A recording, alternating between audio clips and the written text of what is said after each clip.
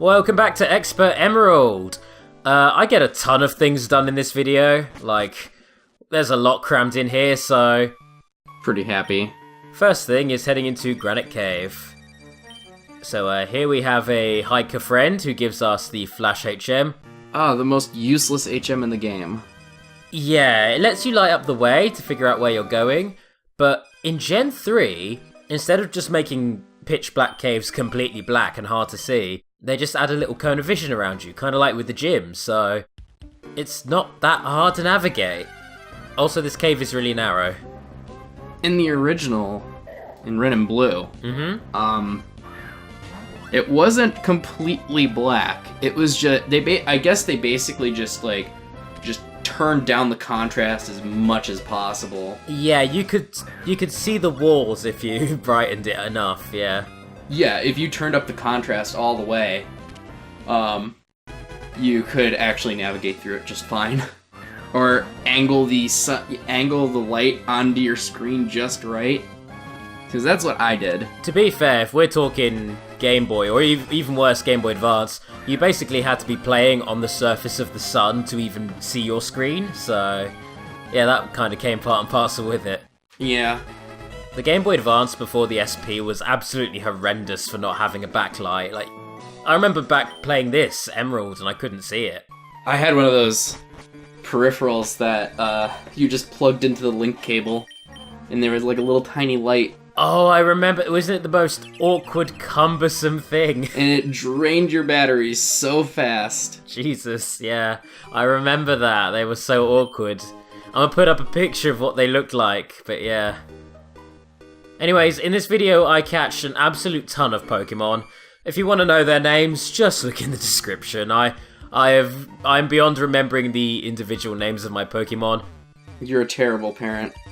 Well, they're all my children, they're all my babies, and I feel it would be favoritism to value some over the others, so... I think you might have a problem. If I could nickname all of them my babies, I would. In fact, that'd be a great way of throwing off other players. Anyways, we've got a Wooper there, Cubone here. There are a lot of Pokemon to be found in Granite Cave, and one of the things that's really tough about this, or catching Pokemon here, is that when you get this ROM hack, you get sent a document that tells you where to find everything. But for the Pokemon in Granite Cave, it doesn't tell you which floor you can find which Pokemon on. Oh, that's rough. So you can spend absolutely ages just trawling through this place looking for things. I don't even catch everything that I can here. In fact, I can't access all of Granite Cave until I get a bike, so I'm actually going to revisit this place in the next video and finish up. So yeah, there's a ton of Pokemon I'm catching right now. You know, just part of what is available. Just a fraction. I like Whismur. Whismur's a cool Gen 3 Pokemon. Yeah, I like its gimmick. It's like an audio-based Pokemon. And when it evolves, it becomes like, well, it becomes, instead of a whispery Pokemon, a very loud set of Pokemon. And they're pretty decent with their stats as well. They've got high attack power. Anyways, catching a few more dudes. Like, every single floor has its own Pokemon that... Oh, you got a Nose Pass. Awesome. Yeah. Usually Nose Pass is quite a, a bugger to find, but here they're not too tough. Here in this ROM hack. We also have a Sableye. I really like Sableye as a Pokemon. Because of its typing, Dark and Ghost, it's actually... nothing is super effective against it. So, well, not until Gen 6 where the fairies come into play. But yeah, back when this was made, Sableye was near enough immune to everything, which is great. Anyways, skipping loads of battles, and Lock evolves. Awesome. Yeah. Evolving into the Pokemon for which Nuzlocke playthroughs are named. Not yet. Oh wait, no, it is. That's right. Yeah, this is the one. I'm thinking of the third evolution. Yeah, that thing's just ugly and weird. That is one horrifying sound effect. Now, one thing I will mention is that for some weird reason, all versions of this ROM hack, because when I did my last LP, it was an earlier version of this hack, all of them have weird audio issues, and some of the Pokemon have glitched cries. But in Nuzlocke's case, that actually kind of makes it sound badass, and I kind of like that. That is one thing I wish that Pokemon did, is that they would... Because, you know... I mean, even in, like... I don't even know if they fixed it for Sun and Moon, but, like, even in, like, Gen 5, you'd have these, like, terrible, terrible Game Boy Pokemon cries for the first 151. I will tell you what, from Generation 6 onwards, they actually did fix a lot of that. Oh, okay. Like, a lot of Pokemon, you can tell what their Game Boy cries used to be, but they have, like, a decent sounding kind of thing over that, so... Oh, it's more like an overlay than... Yeah, like Charizard, you'll hear "Rrr, rrr," but over that, it actually sounds like a roaring sound, so it sounds a bit better. They should just replace them all together. I mean, I understand that might piss off some people, because, oh my god, they changed something. How horrible. Pikachu, they just kind of go all in and have it just say its own name. Which is a nice little nod to Yellow. I remember that. So anyways, here is Stephen, person we needed to deliver a letter to. His name is Stephen, he has quite an affiliation with Stones. And that has literally just reminded me I need to watch today's Steven Universe. Oh my gosh, it's a Friday. I need to... I know what I'm doing as soon as we're done recording this. There we go. Evening has been made. Okay, so, grabbing Steven's phone number. You're just completely ignoring, like, the overpowered movie gave you? Stealing's legit. It's pretty good, but it has a slight chance of missing, and I have horrendously bad luck. So in Pokemon, I rarely ever use moves that have a chance of missing. Because those few times I do miss, I get really aggravated. That happened quite a lot recently. I signed up for one of the Pokemon tournaments, and stupidly I started using moves like Fire Blast or, I don't know, Play Rough. Like a bunch of moves that are really strong but have a high chance of missing. And, went about as well as expected. I pretty much missed with every attack. Yeah, I hated it. It really put me off the game for quite a bit, actually, so... Yeah, I actually value accuracy over power when I play Pokemon. Look at all that. Look at all those trainers you're just passing by. Yeah, we're gonna have to grab those later, because I remember, like, just... You know, in an RPG where you see a treasure chest in a cutscene and you can't pick it up and it drives you mad? I had that feeling with all those trainers. Oh, yeah. I was like, I want to fight them now.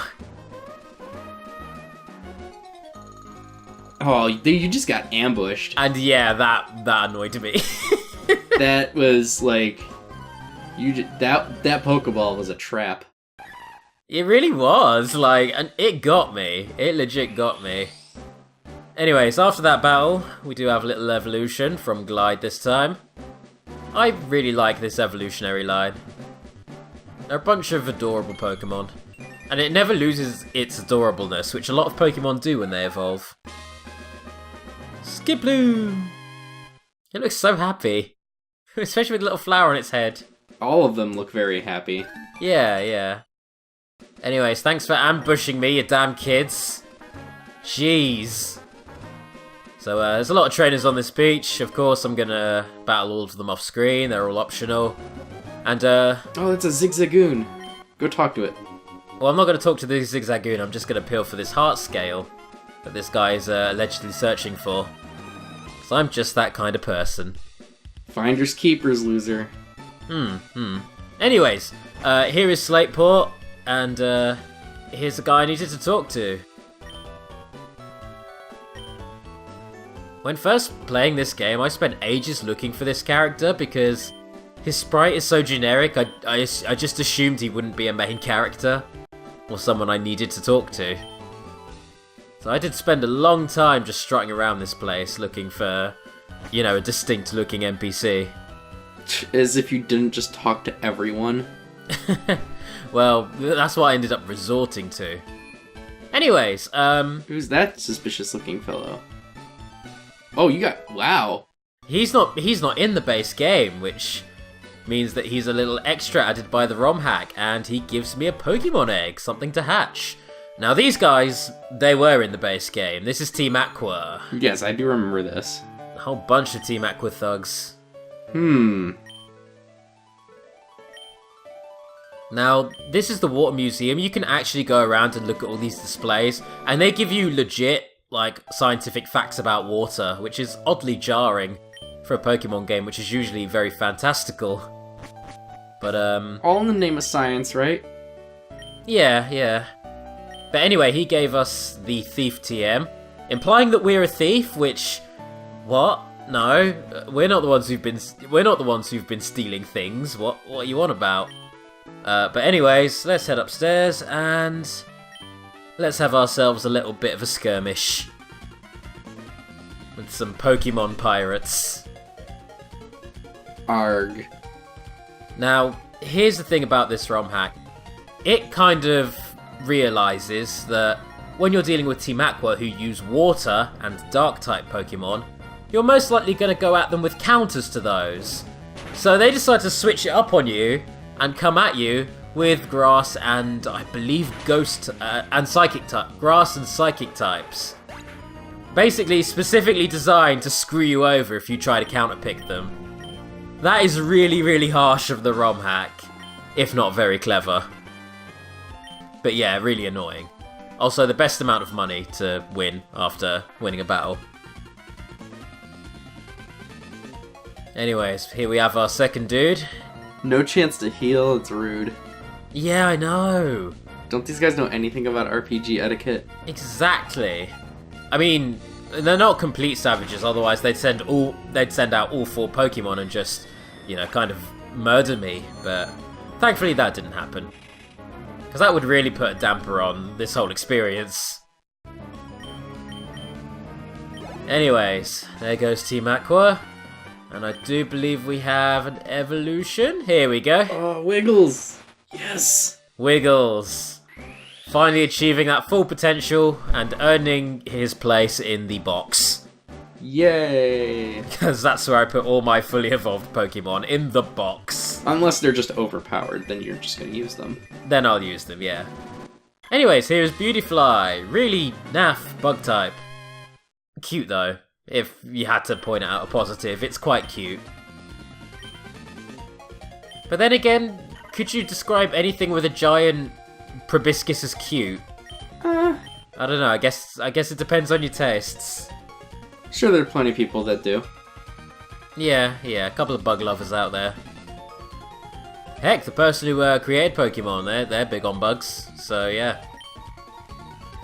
Anyways, here is Archie, the leader of Team Aqua. Yeah, pretty generic in this game. In later games, or in Alpha Sapphire, he's basically a pirate. I wanted to make a joke, but I really don't know anything about the Archie comics. Stay out of Riverdale. There you go, it's a little Simpsons Archie crossover joke. Oh, Riverdale. There you go, it all ties together. Also, Archie comics make Sonic games. Sonic is blue. Oh yeah, that's... I forgot that was a thing. If we're really gonna be reaching, here we go. I forgot that Archie was in Sonic. That... What? Well, it's not even that he's in Sonic. Archie make the Sonic the Hedgehog comics. Oh, gotcha. Yeah. Anyways, moving away from that odd subject, that's pretty much all of the errand work that we were required to do by the Poke President. No, he even gives you a free heal. Yeah. How very polite. Doesn't need much. And here we have another encounter with our Stalker. Oh, this guy. Yeah. He wasn't present in Ruby, Sapphire, or their remakes. He's an Emerald exclusive character. Yep, I do remember him. And he does come off as a bit of a stalker, just saying. Good friend. Give me a number. I like that the game even says, registered this Scott person. Like, we're not really sure who he is. Like, is this just some weirdo who just got our number? That's not cool. Alright, bye. Okay. Maybe if our character was over 18, I'd be more okay with this, but that just seems odd and creepy. And oh, look, an Eevee! Hi, Eevee. Just an Eevee. Hey, Eevee. Oh, no. It's not. What did you think was gonna happen? He was just gonna say hi? I forgot for a second that was a thing. Yeah, the ROM hacker likes throwing in overworld encounters. This one's particularly weird though, because you can catch EVs in the wild as well. So why you have this overworld encounter, I'm not really sure. That's Blue's Eevee, obviously. Ah, right, okay. Duh. Well, surely Blue would have his own Eevee. Anyways, we are not far now from what is possibly one of the hardest battles in the original games, Ruby, Sapphire, and Emerald. It's a battle that actually stumps a lot of speedrunners. In fact, Pokemon Ruby, Sapphire, Emerald speedrunners often cite this as being the hardest fight in the game, just because it's such a high-leveled fight for where you are. And I just realised I kind of hyped up a bit too early because it may be 1 or 2 battles away, but I'll remind you when we get there. We're fighting Professor Birch? No. As great as that would be, there are no Professor fights until X and Y. That's so lame, because it was like, they scrapped it in Red and Blue and they just didn't bring it back. Until way later, yeah. That would have been a better plot twist. It turns out I was the Pokemon champion all along. Yeah, that would be pretty interesting if a Pokemon game were to do that. Anyways, here's a team of babies. Get wrecked, You're beating babies. up babies. Murder the babies. There we go. You're so mean. So Down cruel. with babies. I want to start selling shirts that say "Murder the babies." Just see what kind of response I get from that. But it has to have the Pokemon on it. Well, we can offer choices. You can have with or without Pokemon on. I feel it's funnier without context. Alright, Oh yeah, Wiggles. there we are. You're probably wondering why Rocco is poisoned there. I actually got Wiggles to poison Rocco in an attempt to kill him so Wiggles could get more experience, which is a little bit unethical, but there you go. Anyways, Whoa. let's bust out the editing magic, yo. Because I'm not going to just show you one evolution after the other, that's going to get really tedious, especially in later videos.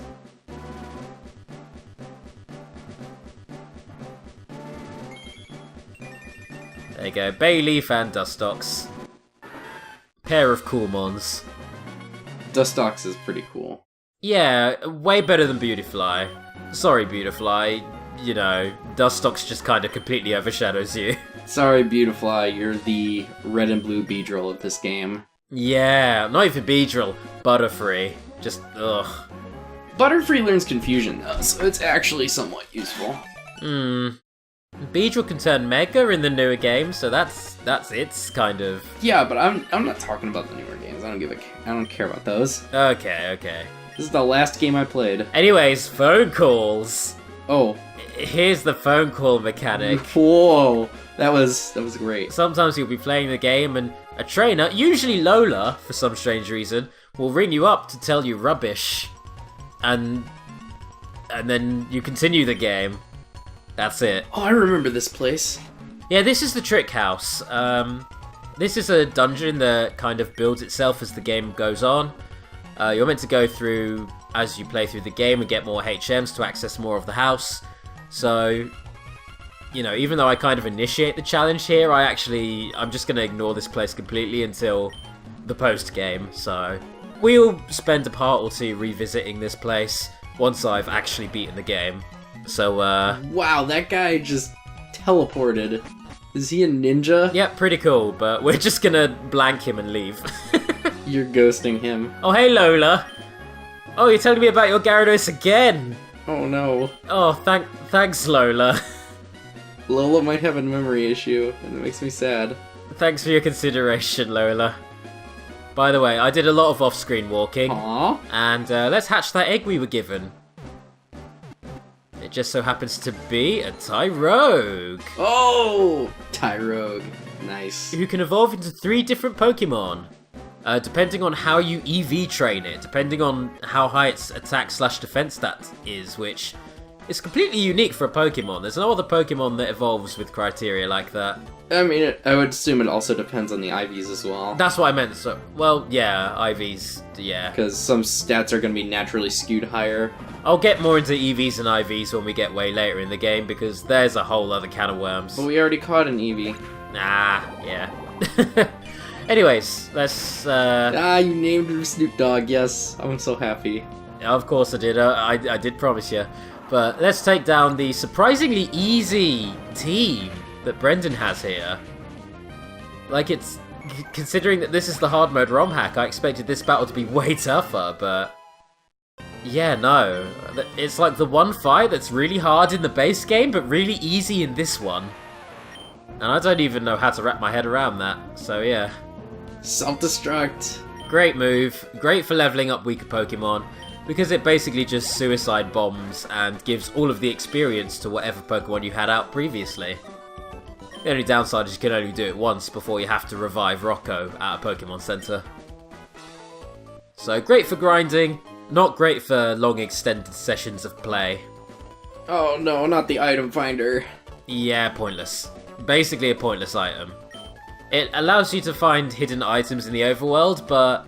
I remember it was even worse in the originals. Yeah, because you have to go into your inventory and actually use the item finder, when you could just go on game FAQs, which will tell you exactly where all the hidden items are. Now, obviously... Or you could just do what I did and manually hit every square. Or, best response, don't bother, because the hidden items are rarely even that good. But rare candies. You could just do a bit of grinding and level up, and do it the old-fashioned way. Well, the old-fashioned way was using Missing No. Oh yeah, of course. I miss Missing No. Missing No is the best. There are glitch Pokemon in Emerald. Yeah, but you have to, like, proper hack the game to access them. The glitch egg. You actually have to manipulate the game. You can't just find it through the game itself. Anyways, this trainer has... This double battle is absolutely chock-a-block with psychic Pokemon that are really hard to kill. I got really lucky on this fight. Like, they had ample opportunities to take out Snoop Dogg for one, who is a poison type. You know, they could have just insta-killed Snoop Dogg, but... Yeah, the AI just kind of had a bit of a lapse here, and I took full advantage of said lapse. And there's some experience for Tyrone. Tyrone the Tyrogue. I'm a big fan of Snatch. Nice. And I'm very partial to the name Tyrone for that reason. Anyway, Snoop Dogg reaching full potential right here. Snoop Wolf, or Snoop, he's gonna turn into Snoop Lion. Oh, I remember when that was a thing! Is that still a thing, or did he change it back? No, it's not. No, he changed it back. Oh, you should have committed. Oh well. Anyway, quite fitting, because this Pokemon actually does look a little bit like it's been hidden a bit of that 420. In fact, if I could describe any Pokemon as a stoner, it'd probably be Gloom. It's got the look, it's got the drool. I'm going to assume it has the munchies. Everything you need. Kind of smells a little bit. Yeah, exactly, yeah. It's pretty dank. So, catching a few Pokemon on this route, we have Plusle, who is a cheerleader Pokemon. I decided to name it Pom. And then you have its counterpart, Minun. Plusle and Minun are meant to be used in tandem in double battles, as is their gimmick. I also call Minun Pom, so you have Pom and Pom. Ah, pom-poms. Ah, it's clever, because they're like cheerleaders. You also have Farfetch'd here. Universally terrible Pokemon. Just comically weak in every single iteration of Pokemon. I really, really wish that they would buff Farfetch'd. Mega Farfetch'd. Yeah, just make it a full-on samurai. Turn that little leak it has into a samurai sword or something. Give it 2 weeks. Yeah. So, What? You got what? A Beldum? Really? Yeah, this trainer's ridiculous. Wow. That's endgame stuff. It really is, but it gets worse. What? Yeah, she comes at you with a Metang at this point in the game. I won this battle out of sheer mind-numbing luck. That is rough. Well, Expert is right, apparently. She knows what's up. If not for those magnitudes actually turning out pretty decent, I'd have lost that battle pretty hard. Oh, hey, Lola! Oh, you won a battle! Oh! That's great. Nice. Thanks, Lola. Why did I get your phone number? You've called She's me lonely, okay? You've called me 3 times in the span of a really short amount of time. Kind of exacerbated by the editing, but still. That's a lot of phone calls, Lola. Do you want to hang out, maybe? Do you need a friend? You know there's these things called text messages. Oh yeah, that would work too, in fact. Oh well, here we are in Moreville City, a city that looks massively different in the 3DS remakes. Because, yeah, here it's quite a bare-bones town, or city, with quite a few little landmarks, and... Oh, are those bikes I see? Oh, those are bikes, Let's get ourselves a bike. Ah. I'm just going to open up quite a few little extra areas for us. Now, in Ruby Sapphire Emerald, you get a choice of 2 different bikes. The Mac bike or the Acro bike. Mac bike allows you to traverse certain obstacles, and the Acro bike allows you to traverse other obstacles, so... It's kind of annoying.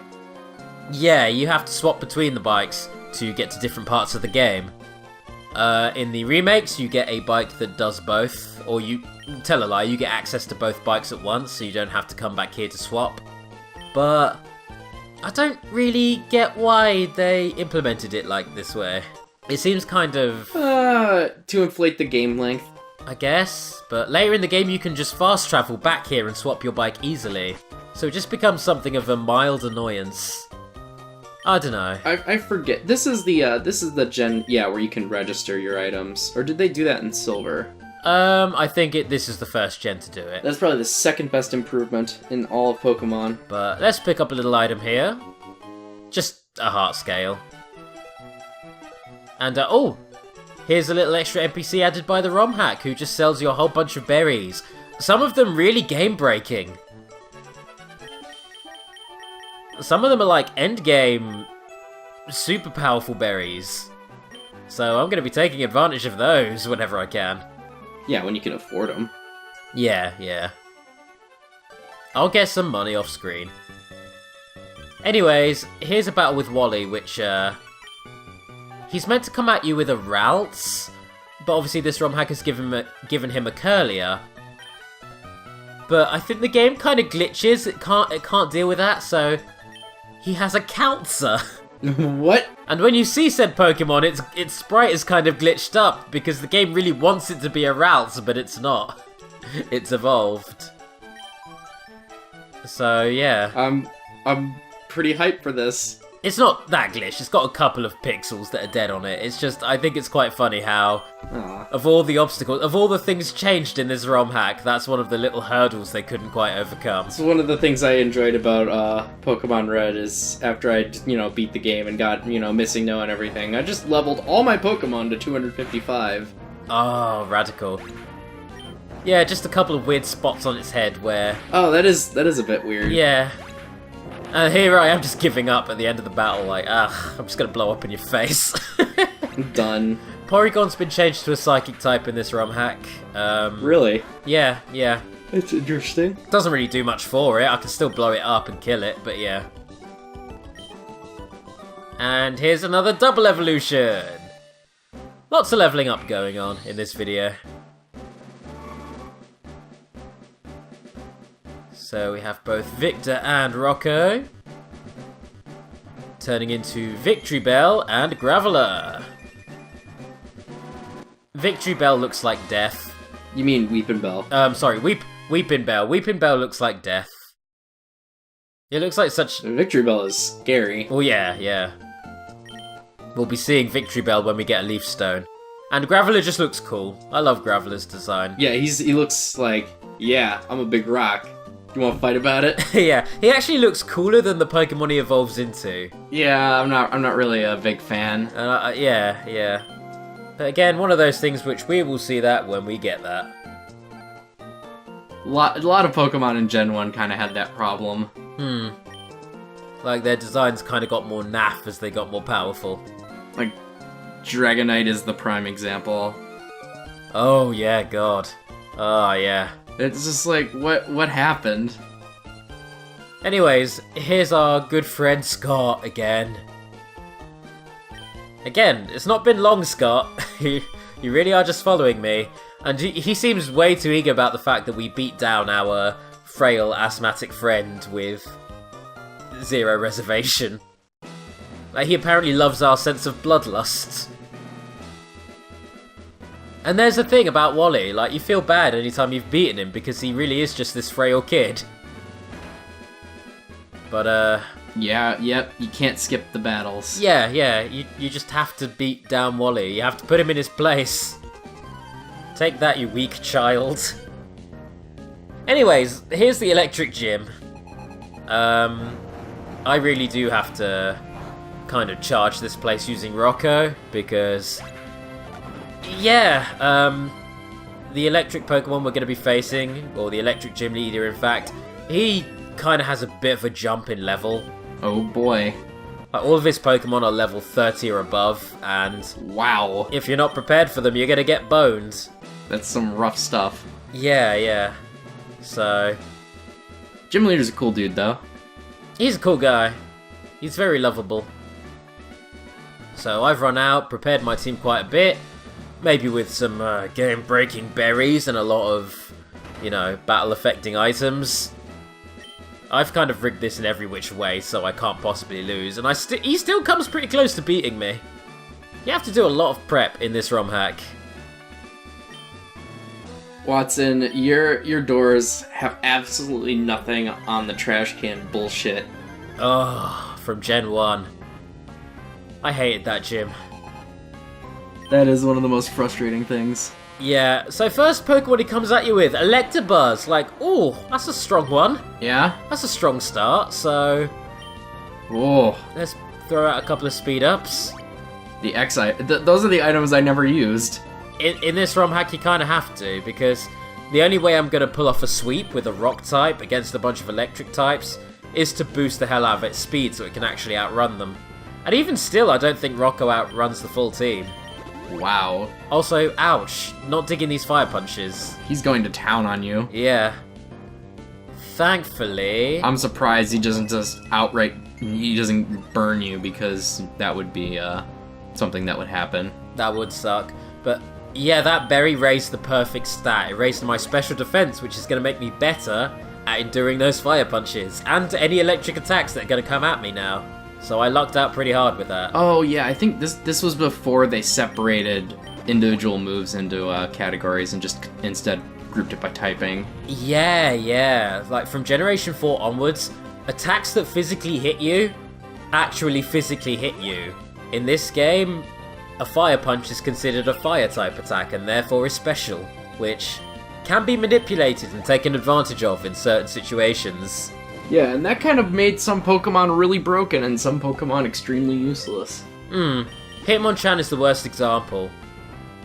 Like, Hitmonchan is a Pokemon that its whole gimmick is it's meant to be able to hit you with different elemental punches, but back in the day, you know, back when Hitmonchan was conceived, Hitmonchan wouldn't have been able to take advantage of those punches, because fiery, icy, and electric punches would do subtle damage for a fighting type. Well, it was the same thing with Kingler. Kingler was garbage because its most powerful attack was Crab Hammer, which was a water type attack.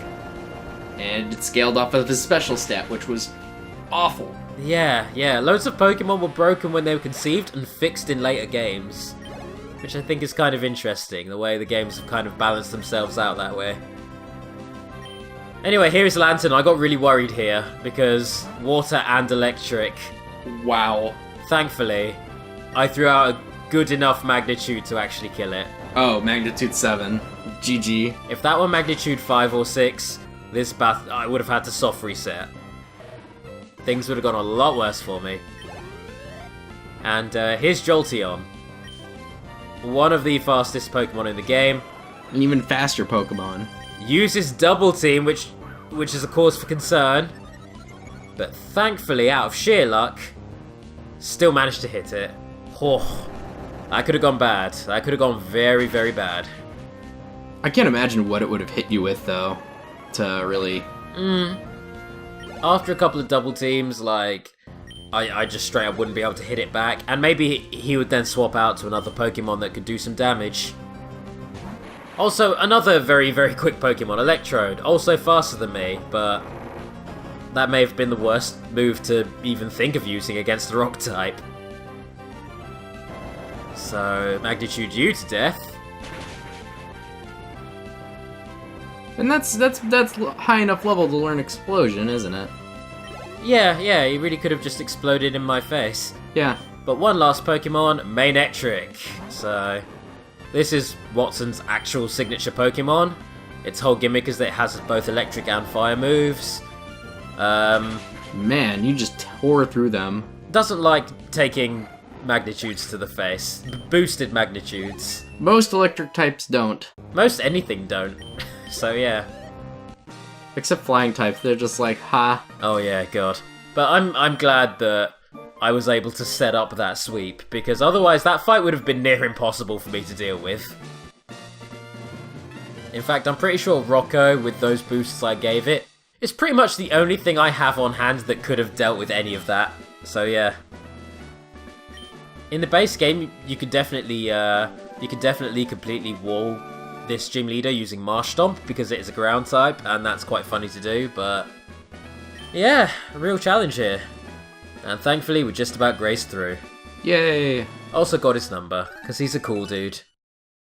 And with that, I'll see you in the next part. See ya.